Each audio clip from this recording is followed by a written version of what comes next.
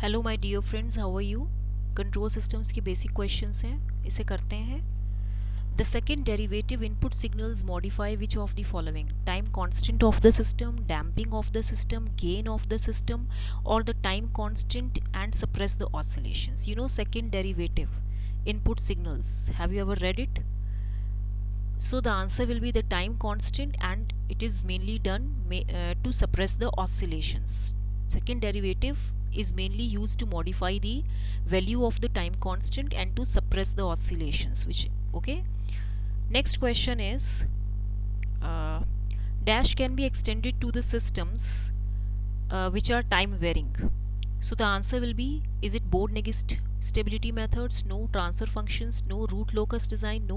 State model representatives can be extended to the systems which are time varying. So understand the basic language of the question, because it is related to theory. Next is, a differentiator is usually not a part of the control system because it reduces damping. No. It reduces the gain margin. No. It increases input noise. Yes. It increases error. No. It increases input noise. Okay. Next is, the principle of homogeneity and superposition are applied to linear time variant systems. No. Non-linear time variant systems. No. Linear time invariant systems. Yes. Non-linear time invariant systems. No. So the answer will be linear time invariant systems. Okay. Next question is, when the initial conditions of a system are specified to be 0, it implies that the system is at rest without any energy stored in it. No. Working normally with reference input? No. Working normally with zero reference input? No. It is at rest but stores energy. When the initial conditions are given 0, their value is nothing, then it implies that system is taking at rest position, but still it stores energy, okay, to some bit. Next question is, in open loop system, the control action depends on the size of the system. No. Control action depends on system variables. No. Control action depends on input signal. No. In all of the above three options, there is the dependency shown, that the control action depends on this. No. In open loop system, there is no dependency of the control action on the output. The control action is independent of the output. Next question is,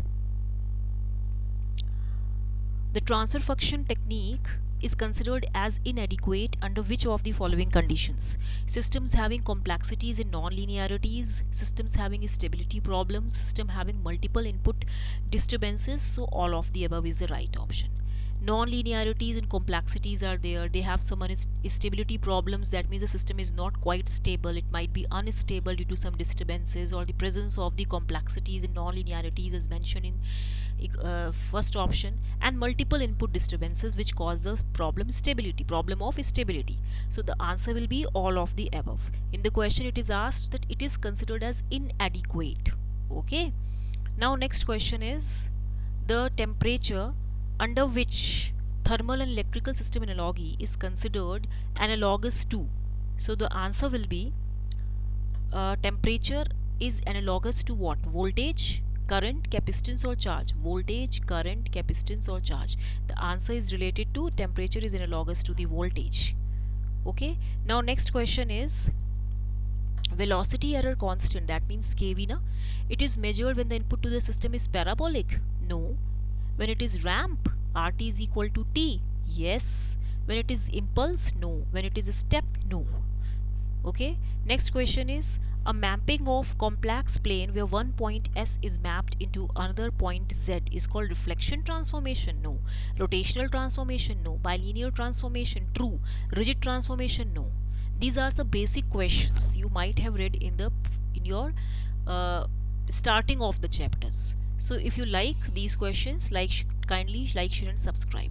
Till then, goodbye.